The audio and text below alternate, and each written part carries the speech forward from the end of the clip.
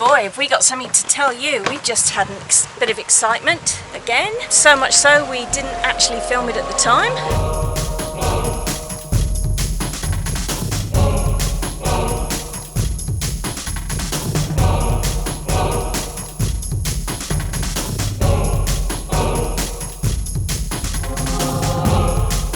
I'm Barry. I'm Ansha. This is the continuing journey of Sailing ABC. 5:40 a.m. on Wednesday morning, and that is the full moon just about to go down behind the hills here at Knidos in Turkey. I'm not sure if this camera will pick it up, but the anchorage got kind of busy after we dropped our hook. Over there is the restaurant jetty with the one boat that was on when we came in. This was the other bloke that was anchoring just as we came in. This guy here snuck in sometime after dark. These guys came in just after we did, and this big Hansa came in just after we did, and so did this one. Now, our exit point is over there where the green and red flashing lights are. Our anchor is somewhere over there, and we're going to have to go that way, pick up the anchor, maneuver past these two, and exit. So we'll get the boat ready. Hopefully we'll get a bit more light by the time we're ready to up the anchor.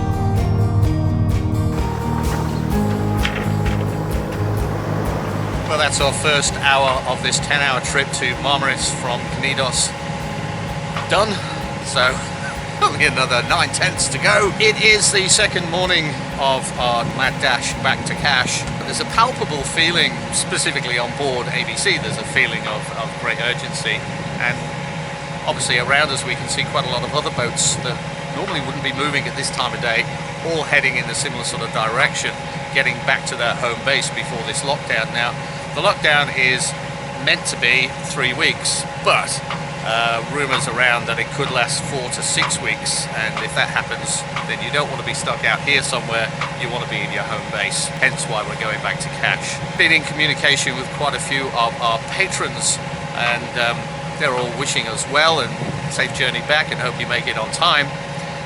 But a couple in particular, there's Lisa and Rob Bruggeman. They have a gullet, I believe, in Marmaris, and they're here working on that gullet, and they simply won't be able to get the work done because nobody's allowed to work apart from essential services like medical and food and so on. There's also Bruce Steele Gray. He is South African, and he and his wife were going to come over for a 3-week sail out of Marmaris into the Go-Check area and maybe even down to Cash. That's being cancelled because even though South Africa has very low numbers, they still have to quarantine when they arrive in Turkey for 2 weeks, which would negate the whole point of having a 3-week holiday. So these are the sort of things in real time, in real life, that are affecting people with all this rules and regulations that are shutting things down. We, of course, are hoping to get back to Cash by the time, well, just in time for the shutdown, which will be Thursday at 1900 hours. That's our estimated time of arrival back at Cash Marina. Big fella just overtaken us here. He's heading somewhere, probably Marmaris, I would guess. And so far, everything's looking good that we're going to get there on time. It's going a bit faster than us. I wonder if he'd give us a tow. Oi, mate! Give us a tow! He's towing a boat already. What's another little one on the end, eh? It's just after 9 a.m. and we are approaching the northern tip of the Greek island of Symi. Now, we've had a bit of a rethink and we've got the calculator out, and we figured out that we do have more than enough fuel on board to get to Cash without stopping at Marmaris for a refuel. That has significantly changed our plan a bit. So what we're going to do is we're going to cross the northern tip of Symi, we're going to go down the east coast of Symi, then 10 further east and go back into Bozacale, where we will overnight anchor, because the distance from Bozacale down to Cash in hours is exactly the same as the distance from Marmaris to Cash. But now that we don't need to go to Marmaris for fuel, we don't need to go to Marmaris, which is actually taking us further away from where we want to be. So that's the new plan. We'll still be in Cash around about the same time, so we're still looking at a 13-hour run from Bozacale to Cash tomorrow. Unless I can figure out somewhere else that we can get, maybe closer to Fethiye or that general area, which will depend on how well we get on with our travels today, given the daylight hours that we've got remaining for us. It's a very fluid situation, as you can probably guess. So that's the northern tip of Symi. All that behind there is Turkey. Up there and round the corner is Datça. And somewhere up there is the sun, which is kind of like playing hide and seek at the moment. And still we have bugger all wind. But we're not doing too bad on the iron sail at 6.5 knots. That speed is why things are quite fluid at the moment. Here's the northern tip of Symi. Datça up there. All of Turkey. And further down here, around the corner, is Bozacale. We'll update you when there's more to update.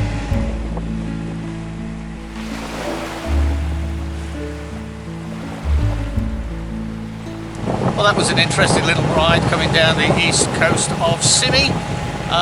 We reached 8.3 knots of speed over ground, which is pretty good considering our hull speed is 9 knots. Since I last spoke to you, we've been having a chat with a couple of other sailors, in particular Mike and Elaine. They are in Marmaris at the moment and they're thinking of doing an overnight back down to Cash. And one of the things that seems to be cropping up as a common theme is the fact that during this lockdown, this 3-week lockdown, that could be 4 to 6 weeks lockdown, there will be no alcohol sales available. So one or two people are going, oh my god, we need to buy supplies! That's a hell of a lot of supplies for 4 to 6 weeks. That's okay for us, because we're going to give our livers a rest, aren't we? We're going to go dry. Yeah. Why not? It's kind of enforced dryness. Again. Alright, so we are about just under an hour away from Bozacale. We're going to try and get onto the restaurant jetty. If they'll let us come alongside, that'll be great, because we've got our dinghy slung for the davits and come in stern too with that thing there. It's just not a doable thing. If not, we'll like it.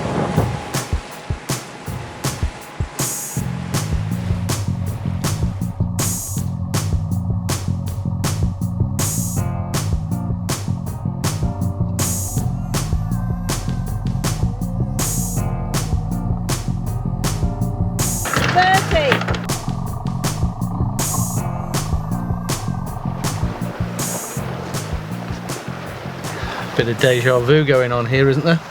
Yeah, at least we got it in straight away and we knew where we were coming. And yeah, we were anchored in Bozacale. We went to the first restaurant. No one's tied up there and nobody showed any signs of coming out to say, hey, we'll take your lines. Yeah, it looked very empty actually, didn't it? Did look kind of closed down, so who knows what's going on there. Second restaurant, jetty, same sort of thing. We've got some swell coming into the bay and we know what happens with swell when we go to the second restaurant, jetty.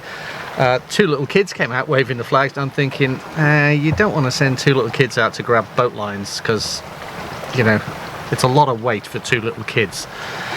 Any hoozle, we've come down to the head of the bay where the third restaurant jetty is. They're loading supplies from the dock into, or the now completed dock, into the restaurant. And we're anchored pretty much in the same spot we were anchored the last time we were here. It's coming up to 1 o'clock in the afternoon. We'll stay here tonight and then make an early start for our 13-hour run to Cash. Yeah, it was a bit the wind It was kind of did everything really.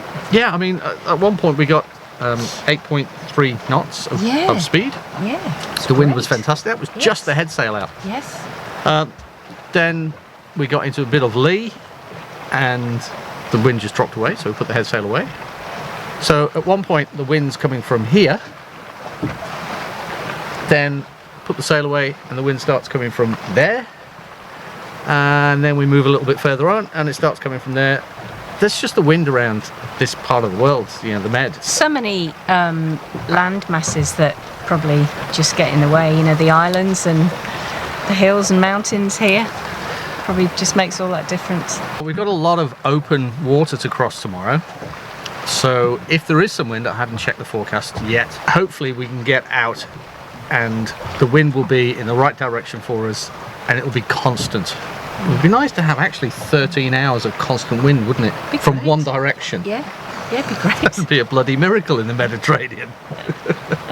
Anyhoozle. Ivana. Hello? Not me, mate. So we're going to put the boat to bed. I'm going to have to turn him off now. So it's time to put the boat to bed and pack up, and then I've finished my editing. I've got to edit the video that should have been out on Tuesday for the patrons. Yeah. So I'll get that edited this afternoon, and we'll get that out to you guys and girls who are patrons early this evening. Yeah. We might have to hoist the dongle up the mast though, because there isn't any reception here. It's pretty poor, yeah. Things you've got to do, eh? All right. We'll see you in the morning. Yay. 6 a.m. Don't forget, set your alarm clocks. Get your coffee machines going. Yeah. What was that? The teas made. Get your teas made timer set. Made. That's got to be an English thing, isn't it? I'll turn it off then, shall I? Yeah. Okay. Bye. It was an experience, wasn't it? It certainly was. So, because it all happened really quickly, we didn't film it. But hopefully you will be seeing some of this footage of the other boat being tied up. Just an hour ago we were having 25 knot winds blowing straight into the bay, and there was quite a bit of fetch building up, so we've moved from our anchorage position over to the restaurant jetty here. We've come side to because obviously our dinghy hanging from the davits precludes us coming stern to and actually getting off the boat.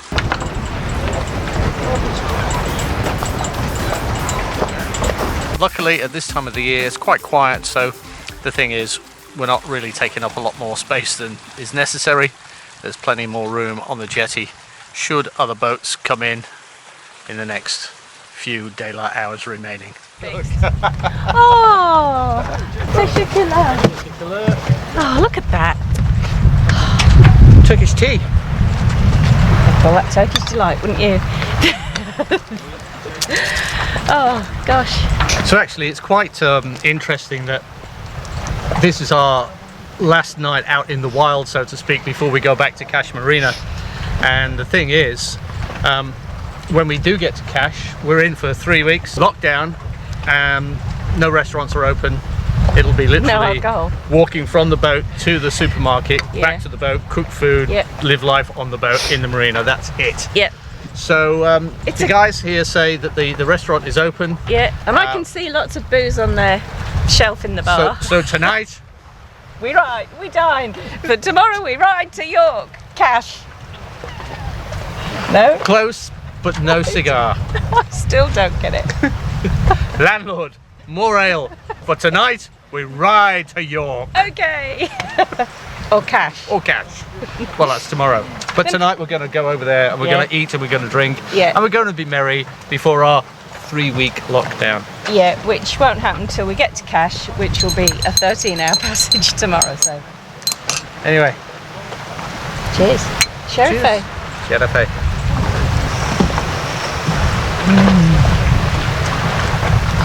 I fancy it. Ooh, yeah, this is me drinking tea. Don't see that very often. No. I've seen you drink tea more in Turkey than I've ever seen in the rest of our lives together. Yep. It's a thing. And no biscuits dunking in either. Because normally the only time he would drink tea would be when he had a really raging hangover, and then he'd come up to me and go, "Can I have some of your tea?" So I would pour out some of my tea and he would get digested biscuits and he'd dunk it in. Or he'd dunk them into my tea and then the bottom of my mug would be full of sludge. But here, he just drinks it. If I had biscuits, I'd be dunking. I'm going to complain to the management. Don't you dare. So rude. Oh, look, things got a bit fraught though. We were a bit tense and we were a bit touchy with each other, so it's probably good that we didn't film. But you know, that's kind of sometimes what happens on a boat. You live together, you work together, you play together, and sometimes you rub up against each other, not in a tango kind of way. And then you just have to let it go, because life's too short and the boat's too small to hold on to a grudge. I think I'll stop there. Now, it is time for some food and some drink and an early night before an early morning on our mad dash back to Cash. The sun is going down, Ancha is pouring more red wine, and our meze plate has just arrived. So we're going to tuck into that. The wind is still bouncing around from left, right and centre. Hopefully it should calm down by the time we're ready for bed. We're having an early night. Yes, because we got a really early morning start. But this looks really good. Last time we came, it tasted really good, so can't wait. Alright, let's do it. Dig in. And just like that, we've had a change of location. No, we're at the same venue, different location. The wind is picking up once again. It's really howling through. I would say that's probably about 25 knots, easy. And we were sat out on the edge, enjoying the view, which I'm sure when it happens is pretty. But the wind was just howling. And we lost our lettuce and we didn't want to lose our wine. No. Yummy. Main course, I'm having lamb chops. Baz is having the lamb shish. Mine is really juicy. What's yours like? It's very juicy. These chips are really hot and crispy. So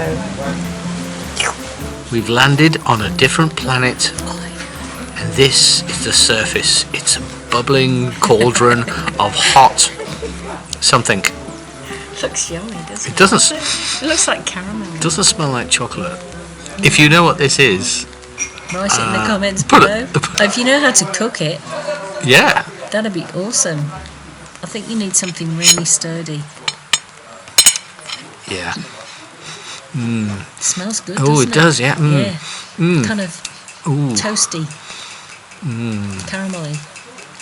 Right. Okay. I wonder, Stop messing around. Get stuck in. You don't want it too hot because you'll Burn. scald yourself. You will, yeah.